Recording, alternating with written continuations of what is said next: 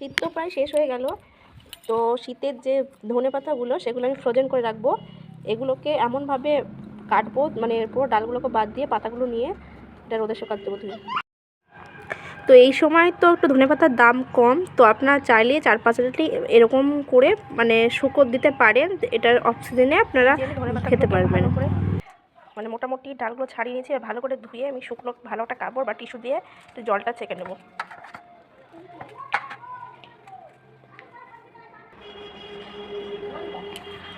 এই যে এখানে একটা ভিজে গেছে, আর একটা আমি ইউজ করছি।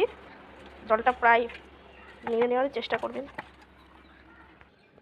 এই যে আমি একটা থালার উপরে আবার একটা শুকনো কাপড় বিছিয়ে তারপরে ধনেপাতাগুলো দিয়ে দিয়েছি।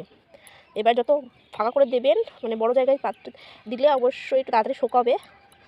তো একটু ঘন হয়ে গেছে দেখুন।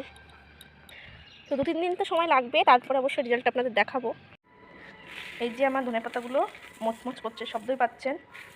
তো এগুলো পুরো রেডি স্টোরেজের জন্য। এটা আপনারা যতদিন ইচ্ছা খেতে পারবেন, নতুন ধনেপাতা ওঠার আগে পর্যন্ত। তো এগুলো এখন আমি কন্টেনারে পুরে রাখবো। এই যে আমি এটা কন্টেনারে পুরে রাখলাম। এবার যখন ইচ্ছা হবে, মানে সময়ে যখন পাবো না, তখন মুড়ি দিয়ে ইচ্ছে হলে বা অন্য কোনো জিনিস দিয়ে খেতে পারেন। এইভাবে রাখলে ভালো থাকবে।